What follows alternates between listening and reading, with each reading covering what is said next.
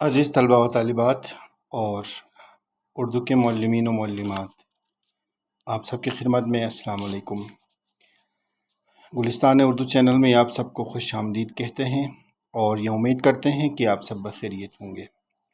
آج ہم اردو ادب کے معروف شاعر مرزا اسد اللہ خان غالب کے بارے میں پڑھیں گے۔ سامعین و حضرات، غالب اور اقبال اردو کے دو ایسے شاعر ہیں جن کے نام سے بچہ بچہ واقف ہے۔ دونوں کی شہرت پاکستان اور ہندوستان سے باہر جا چکی ہے۔ دونوں پر اردو اور انگریزی میں کئی کتابیں لکھی جا چکی ہیں۔ دونوں کے کلام بہت بڑے حصے کا انگریزی اور بعض دوسری زبانوں میں ترجمہ ہو چکا ہے۔ دونوں شاعروں کی ایک بڑی خوبی یہ ہے کہ دونوں عام لوگوں میں بھی مقبول ہیں اور بہت اونچا ذہن اور بہت گہری نظر رکھنے والے خاص لوگوں میں بھی وقت کے ساتھ ساتھ دونوں کی مقبولیت میں اضافہ ہی ہوتا چلا جا رہا ہے۔ مرزا اسد اللہ خان غالب 27 دسمبر 1797 کو آگرہ اکبر آباد میں پیدا ہوئے تھے اور انہوں نے 15 فروری کو 1869 میں 73 برس کی عمر میں وفات پائی۔ 10-11 برس کی عمر سے شعر کہنے لگے تھے۔ ان سے پہلے اردو کے جو سب سے بڑے شاعر گزرے وہ میر تقی میر تھے، جن کی وفات کے وقت غالب کی عمر 13 سال کی تھی۔ کہا جاتا ہے کہ میر نے غالب کے بارے میں یہ کہا تھا کہ اگر اس لڑکے کو کوئی کامل استاد مل گیا اور اس کو سیدھے راستے پر ڈال دیا تو لاجواب شاعر بن جائے گا، ورنہ مہمل بے معنی بکے گا۔ اس بات میں شبہ کیا جاتا ہے کہ میر نے غالب کے بارے میں یہ بات کہی تھی یا نہیں، لیکن اگر یہ مان لیا جائے کہ میر نے یہ بات کہی تھی تو واقعہ یہ ہے کہ ان کا اندازہ صحیح ثابت ہو کر رہا۔ غالب کو کوئی کامل استاد تو نہیں ملا، لیکن وہ لاجواب شاعر بن کر رہے۔ جہاں تک غالب کے مہمل بکنے کا تعلق ہے، اس کے تھوڑے بہت آثار ان کی ابتدائی شاعری میں ضرور تھے، جن کے پیش نظر میر کو یہ اندیشہ تھا کہ یہ لڑکا صرف مہمل گو یعنی بے معنی اور فضول قسم کے شعر کہنے والا ہو کر نہ رہ جائے۔ غالب کو فارسی زبان سے نہایت دلچسپی تھی۔ 15-16 سال کی عمر تک انہوں نے اس زبان پر بہت اچھی قدرت حاصل کر لی تھی۔ جب انہوں نے شاعری شروع کی تو فارسی کے بعض ایسے شاعروں کو نمونے کے طور پر سامنے رکھا جو خیال و بیان دونوں کے اعتبار سے مشکل مانے جاتے ہیں۔ ان میں بیدل زیادہ نازک خیال اور مشکل شاعر ہیں۔ غالب نے جب ایسے مشکل شاعروں کے رنگ میں شعر کہنے کی کوشش کی تو ان کی شاعری بھی زبان اور خیال کے اعتبار سے بہت مشکل ہو گئی، اور اس میں وہ نزاکت یعنی خیال یا مضمون کی گہرائی اور لطافت یعنی بیان کی خوبصورتی بھی نہ آ سکی جو بیدل اور فارسی کے دوسرے شاعروں کے یہاں پائی جاتی ہے۔ فارسی شاعروں کے انداز میں شعر کا نتیجہ یہ نکلا کہ غالب کی شاعری میں زبان کے اعتبار سے فارسیت بہت آ گئی۔ بعض اوقات تو پورا مصرع یا شعر فارسی کا معلوم ہونے لگا۔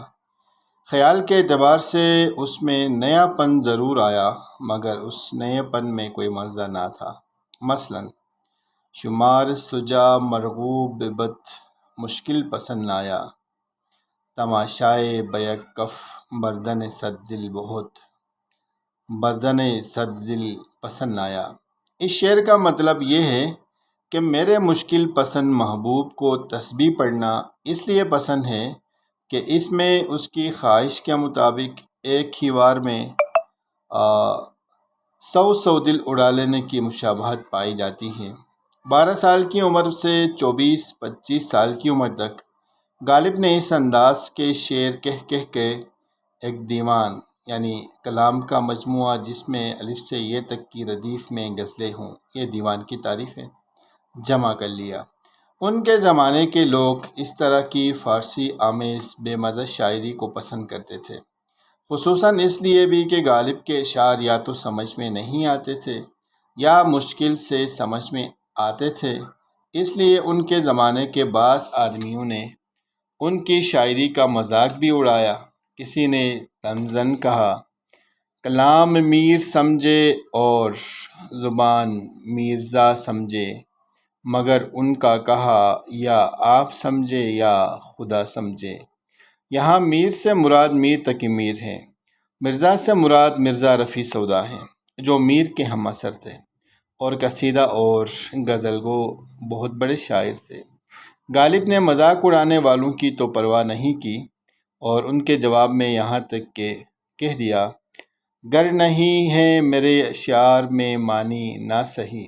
لیکن جب ان کے بعض پڑھے لکھے دوستوں نے انہیں سمجھایا کہ وہ شاعری میں غلط راستے پر جا رہے ہیں، وہ سنبھلے اور انہوں نے 24-25 سال کی عمر تک جس رنگ کی شاعری کی تھی اس کے بیشتر حصے کو خارج کر دیا، صرف نمونے کے طور پر تھوڑی سی غزلیں رکھ لیں۔ اس دوران انہیں یہ بھی محسوس ہوا کہ طرز بیدل میں ریختہ کہنا اسد اللہ خان قیامت ہے۔ یہاں ریختہ سے مراد اردو غزل ہے۔ اسد اللہ خان غالب کا نام تھا، اور پہلے وہ اسد تخلص بھی کرتے تھے۔ یہاں انہوں نے دوسرے مصرع میں اپنے تخلص اسد کی جگہ اپنا پورا نام استعمال کیا ہے۔ اس میں شک نہیں ہے کہ 12 سال جو 20 سال کی عمر تک غالباً شاعری کے میدان میں بھٹکتے رہے، لیکن اس گمراہی کے زمانے میں بھی انہوں نے کئی شعر ایسے کہے جو ان کے نہایت مشہور اور مقبول شعروں میں سے ہیں۔ مثلاً، ہے کہاں تمنا کا دوسرا قدم یا رب، ہم نے بس میں امکان کو ایک نقش پایا، عجز و نیاز سے تو نہ آیا وہ راہ پر، دامن کو اس کے آج حریفانہ کھینچیے، دیر و حرم آئینہ تکرار تمنا، و ماندگی شوق تراشے ہیں پناہیں، تماشائے گلشن تمنائے چیدن، بہار آفرینہ گنہگار ہیں ہم، غیر سے دیکھیے کیا خوب بنائی اس نے، نہ سہی ہم سے پر اس بت میں وفا ہے تو سہی، ابر روتا ہے کہ بس میں طرب آمادہ کرو، برق ہنستی ہے کہ فرصت کوئی دم ہے ہم کو، پانی سے سگے گزیدہ ڈرے ہیں جس طرح اسد، ڈرتا ہوں آئینے سے کہ مردم گزیدہ ہوں۔ یہ اشعار اور اس طرح کے اشعار اگرچہ غالب کی شاعری کے ابتدائی دور کی پیداوار ہیں، لیکن حقیقت یہ ہے کہ اس طرح کے اشعار میں غالب کی شاعری کا دوسرا دور شروع ہوتا نظر آتا ہے۔ دوسرے دور میں ان کی زبان بہت صاف ہو چکی ہے۔ فارسی الفاظ، فارسی ترکیبوں کی کثرت کے باوجود ان کے اشعار میں فارسیت سے زیادہ اردو پن جھلکنے لگا، اور خیال میں وہ بلندی اور گہرائی دکھانے لگی جس نے غالب کو غالب بنایا۔ آگے چل کر یعنی تیسرے دور میں غالب کی زبان میں فارسیت اور بھی کم ہو جاتی ہے، زبان سہل اور سادہ ہو جاتی ہے، خیال کی گہرائی میں اور بھی اضافہ ہو جاتا ہے، لیکن ان کی شاعری اپنی گہرائی کے باوجود پہلے دور کی طرح ناقابل فہم نہیں رہتی۔ اب ان کی شاعری زبان و بیان کے نئے پن اور خیال و مضمون کے اچھوتے پن کا امتزاج یعنی ملاپ بن جاتی ہیں، اور اس میں اچھی اور اعلیٰ شاعری کی بہت سی خوبیاں پیدا ہو چکی ہوتی ہیں۔ ایک شاعر کی حیثیت سے غالب اتنے مقبول کیوں ہیں؟ اس سوال کے جواب پر غور کرنے سے ان کی بہت سی خوبیاں سمجھ آ سکتی ہیں۔ کسی شاعر کے بہت مقبول ہونے کا ایک مفہوم یہ ہے کہ خواص سے لے کر عوام تک بے شمار لوگوں کو اس کے بہت سے شعر یاد ہیں، جو زندگی کے مختلف موقعوں پر یاد آتے رہتے ہیں۔ غالب کی مقبولیت اسی قسم کی ہے۔ یہاں پھر ایک سوال پیدا ہوتا ہے، وہ یہ کہ کسی شاعر کے زیادہ سے زیادہ شعر زیادہ سے زیادہ لوگوں کو کیوں یاد آتے ہیں؟ اس بات کے دو سبب نظر آتے ہیں۔ اول تو یہ کہ کسی شاعر کی شاعری ہے انسانی زندگی اور انسانی فطرت کے اتنے پہلو موجود ہوں کہ اس کے شعر زندگی کی مختلف صورتحال میں یاد آتے رہتے ہیں۔ دوسرے یہ کہ شعر اس انداز سے کہے گئے ہوں کہ وہ حافظے پر آسانی سے نقش ہو جائیں۔ غالب کی شاعری میں یہ دونوں خوبیاں پائی جاتی ہیں۔ ان کی شاعری زندگی کے تمام چھوٹے بڑے پہلوؤں کو اپنے دامن میں سمیٹے ہوئے ہیں۔ غالب کے ایک مشہور نقاد ڈاکٹر بشنوری نے کہا کہ وہ کون سا نغمہ ہے جو ان کے ساز میں نہیں پایا جاتا۔ بظاہر یہ بات مبالغہ آمیز معلوم ہوتی ہے، لیکن بڑی حد تک صحیح ہے۔ انسانی زندگی پر ان کی نظر وسیع بھی تھی اور گہری بھی۔ وہ ان شاعروں میں سے نہیں جو زندگی کے صرف ایک دو پہلوؤں پر زیادہ شعر کہتے ہیں، یا اسی شاعری میں زبان و بیان کی دو ایک خوبیاں کمال پیدا کرتے ہیں۔ مثلاً غالب کے ہم عصر شاعر مومن کی شاعری زیادہ تر حسن و عشق کے معاملات تک محدود ہے۔ ان کے دوسرے ہم عصر شاعر ذوق نے شاعری میں محاورات اور ضرب الامثال یعنی کہاوتیں کے استعمال کی۔ ذوق کے ایک استاد نصیر دہلوی نے نہایت مشکل قافیے اور ردیف میں شعر کہنے میں مہارت دکھائی۔ ذوق کے مشہور شاگرد داغ دہلوی نے زبان، محاورات اور ضرب الامثال کے استعمال میں کمال ظاہر کرنے کے علاوہ محبوب سے شوخی اور چھیڑ چھاڑ کی شاعری میں امتیاز حاصل کیا۔ عہد حاضر کے ایک شاعر فانی بدایونی نے موت اور غم اور ناامیدی کی شاعری کو اپنایا۔ ان شاعروں کے برعکس غالب نے اپنے آپ کو کسی خاص خانے میں بند نہیں کیا۔ انہوں نے زندگی کے ہر پہلو سے دلچسپی لی اور زندگی کے ہر مزے کو چکھا۔ ان کے یہاں حسن و عشق کی رنگا رنگی بھی ہے، تصوف کے مسائل بھی ہیں، جسمانی لذتوں کی طلب بھی ہے، روحانی کیفیتوں کا اظہار بھی ہیں، خوشی کے ساتھ غم کے تجربے بھی ہیں، اور مایوسیوں کے باوجود امید کی جھلکیاں بھی۔ مختصر یہ کہ زندگی سے متعلق غالب کے تجربات اور مشاہدات میں بڑا تنوع اور رنگ رنگی ہے۔ وہ زندگی کو جیسا دیکھتے ہیں ویسا ہی پیش نہیں کر دیتے، بلکہ اس کے بارے میں کچھ سوچتے بھی ہیں۔ یہی وجہ ہے کہ اقبال کی طرح وہ بھی مفکر شاعر مانے جاتے ہیں۔ غالب کی شاعری نہ تو کوئی نصب العین پیش کرتی ہے، نہ اس کے حصول کے لیے خاص اصول و اقدار پر عمل کرنے کی ہدایت کرتی ہے۔ وہ صرف یہ دکھانے کی کوشش کرتے ہیں کہ انسانی زندگی اور انسانی فطرت کیسی ہے، اس کی مجبوریاں اور پیچیدگیاں کیا ہیں، اس کی کشمکش اور کشاکش کی نوعیت کیا ہیں۔ انسان کن خوشگمانیوں اور خود فریبیوں کے سہارے زندگی بسر کرنے کی کوشش کرتا ہے۔ بعض اوقات وہ خدا سے کتنا مایوس ہوتا ہے اور خدا کے بندوں سے کتنا خائف رہتا ہے۔ اگر ایک جملے میں غالب اور اقبال کی شاعری کے فرق کو بیان کرنے کی کوشش کی جائے تو شاید یہ کہنا کافی ہوگا کہ غالب حقائق کے شاعر ہیں اور اقبال اقدار کے۔ غالب کی شاعری زندگی کی بنیادی یا ٹھوس حقیقتوں کی ترجمانی کرتی ہے اور اقبال کی شاعری زندگی کی بنیادی اقدار کی۔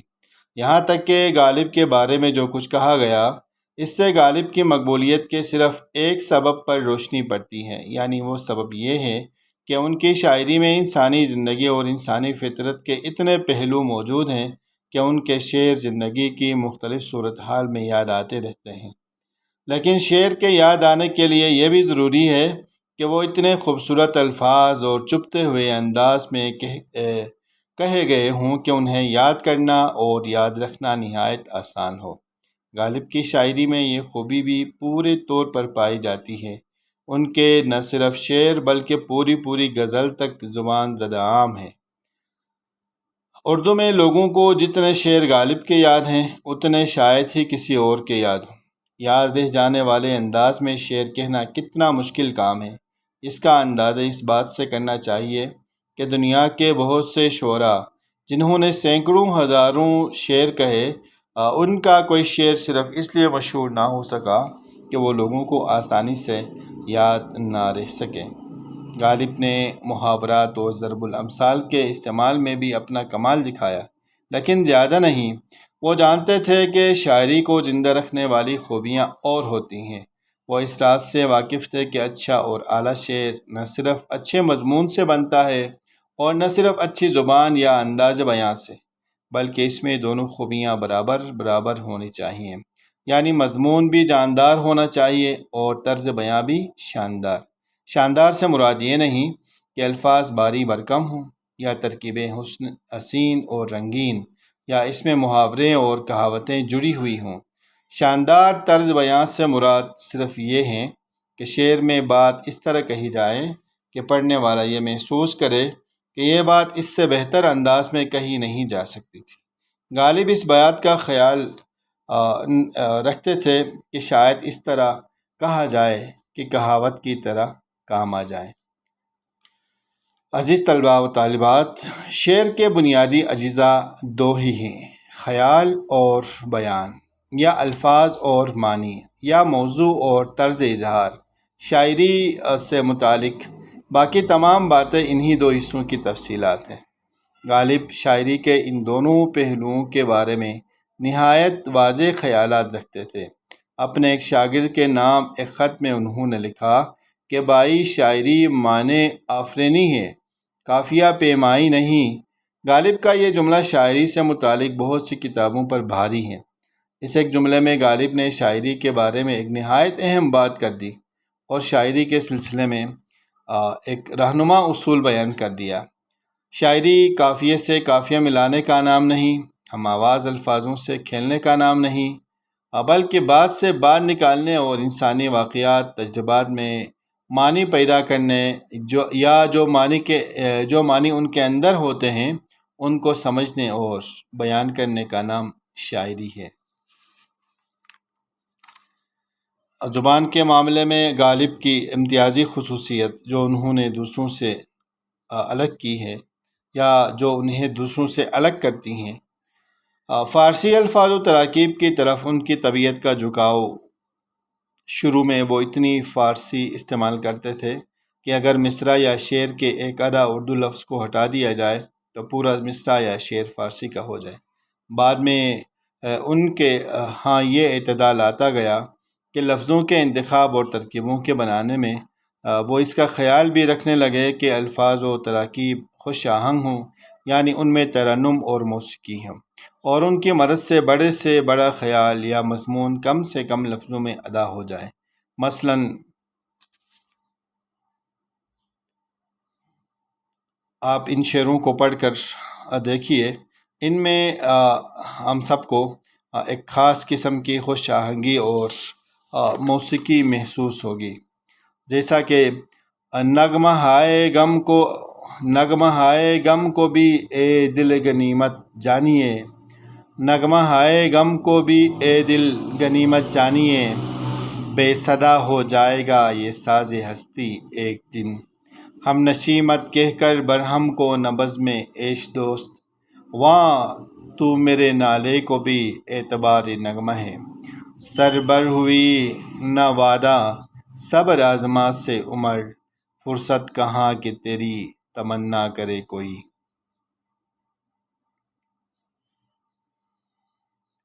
غالب کے شاگرد مولانا حالی، جنہوں نے غالب پر سے سب سے پہلی کتاب یادگار غالب لکھی، حالی نے غالب کی شاعری کے بارے میں جو اہم باتیں کی ہیں ان میں سے ایک بات جس کا تعلق غالب کے طرز بیان سے ہے، یہ ہے کہ غالب کے اکثر اشعار کا بیان ایسا پہلودار واقع ہوا ہے کہ پہلی نظر میں اس کے کچھ اور معنی نکلتے ہیں، مگر غور کرنے کے بعد اس میں ایک دوسرے معنی نہایت لطیف پیدا ہوتے ہیں۔ مثلاً غالب کا ایک شعر ہے: کوئی ویرانی سی ویرانی ہے، دشت کو دیکھ کر گھر یاد آیا۔ پہلی نظر میں اس شعر کے جو معنی ذہن میں آتے ہیں وہ یہ ہیں کہ جس دشت یعنی جنگل میں ہم ہیں وہ اس قدر ویران ہے کہ اس کو دیکھ کر گھر یاد آتا ہے، یعنی خوف معلوم ہوتا ہے۔ مگر غور کرنے کے بعد اس شعر کے ایک دوسرے معنی یہ نکلتے ہیں کہ ہم تو اپنے گھر ہی کو سمجھتے تھے کہ ایسی ویرانی کہیں نہیں ہوگی، مگر دشت بھی اس قدر ویران ہے کہ اس کو دیکھ کر گھر کی ویرانی یاد آ جاتی ہے۔ اسی طرح غالب کا ایک اور شعر ہے: کیوں کر اس بت سے رکھوں جان عزیز، کیا نہیں ہے مجھے ایمان عزیز۔ اسی طرح ایک اور شعر ہے: پکڑے جائے ہیں پکڑے جائے ہیں فرشتوں کے لکھے پر، پکڑے جاتے ہیں فرشتوں کے لکھے پر ناحق، آدمی کوئی ہمارا دم تحریر بھی تھا۔ یہ شعر غالب کی ظرافت کا ایک اچھی مثال ہے۔ کہتے ہیں کہ کرامن کاتبین یعنی وہ دو فرشتے جو انسان کے دائیں اور بائیں شانے پر ہوتے ہیں اور انسان کے اچھے برے اعمال لکھتے رہتے ہیں۔ ہم انسانوں کے بارے میں کچھ لکھ دیتے ہیں، ان کی بنیاد پر حشر میں ہمیں سزا دی جاتی ہے یا دی جائے گی۔ سوال یہ ہے کہ جب کرامن کاتبین ہمارے اعمال لکھ رہے تھے تو گویا تو کیا گواہ کے طور پر ہمارا کوئی آدمی موجود تھا؟ اس سوال کو سن کر بے اختیار آدمی مسکرانے لگتا ہے اور سوچنے لگتا ہے کہ اگرچہ یہ بات مذاقاً کہی جا رہی ہے مگر کچھ ایسی غلط بھی تو نہیں۔ غالب کے طنز کی ایک مثال یوں بھی دیکھیے، زندگی اپنی جب اس شکل سے گزری غالب، زندگی اپنی جب اس شکل سے گزری غالب، ہم بھی کیا یاد کریں گے کہ خدا رکھتے تھے۔ اس طنز کو پڑھ کر انسانی زندگی، بے بسی اور بے چارگی کے بارے میں خیالات کی لہریں پیدا ہونے لگتی ہیں۔ یہاں تک کہ غالب کے بارے میں جو کچھ کہا گیا اس کا خلاصہ یہ ہے۔ اقبال کی طرح غالب کی شاعرانہ شہرت بھی پاکستان اور ہندوستان سے باہر جا چکی ہے۔ وقت کے ساتھ ساتھ دونوں کی اہمیت اور مقبولیت میں اضافہ ہوتا جا رہا ہے۔ میر نے غالب کے بارے میں کہا تھا کہ اگر اس لڑکے کو کوئی کامل استاد مل گیا اور اس کو سیدھے راستے پر ڈال دیا گیا تو لاجواب شاعر بن جائے گا، ورنہ محمل بکنے لگے گا۔ غالب کسی کامل استاد کے بغیر لاجواب شاعر بن چکا ہے۔ اپنی ابتدائی شاعری میں غالب نے فارسی کے ایسے شاعروں کی تقلید کی کہ جو خیال اور بیان دونوں کے اعتبار سے بہت مشکل مانے جاتے ہیں۔ چنانچہ غالب کی شاعری بھی مشکل ہو گئی اور بعض لوگ ان کی شاعری کا مذاق اڑانے لگے۔ غالب نے اپنے بعض پڑھے لکھے دوستوں کے سمجھانے پر شاعری کا وہ سنگ یا وہ رنگ ترک کر دیا جو انہوں نے تقریباً 12 سال کی عمر سے 24-25 سال کی عمر کے درمیان اختیار کیا، اور اس زمانے کے پیشتر کلام کو دیوان غالب میں شامل نہیں کیا۔ تو عزیز طلبہ و طالبات اور سامعین و حضرات، آج کی اس ویڈیو میں ہم نے اردو ادب کے مشہور شاعر مرزا اسد اللہ خان غالب کے بارے میں پڑھا۔ امید کرتے ہیں کہ ہماری یہ ویڈیو آپ کو ضرور پسند آئے گی اور آپ کے سب کے لیے ضرور مفید ثابت ہوگی، طلباء و طالبات کے لیے اور معلمین و معلمات کے لیے، اردو ادب کے معلمین و معلمات کے لیے، اور ان لوگوں کے لیے جو اردو کی تیاری کرتے ہیں، مختلف جگہوں میں ٹیسٹ دیتے ہیں، ان کے لیے ضرور مفید ثابت ہوگی۔ کمنٹس میں اپنی رائے کا اظہار کریں، اور اسی طرح کی دیگر ویڈیو سے استفادہ کرنے کے لیے آپ ہمارے ساتھ رہیے۔ خصوصاً گلستان اردو چینل میں پہلے سے ہیں یا نئے ہیں لیکن ابھی تک چینل کو سبسکرائب نہیں کیا ہے تو سبسکرائب کریں۔ ملتے ہیں ایک نئی ویڈیو کے ساتھ، تب تک کے لیے اجازت چاہتے ہیں۔ اللہ نگہبان، اپنا ڈھیر سارا خیال رکھیے گا۔ اللہ حافظ۔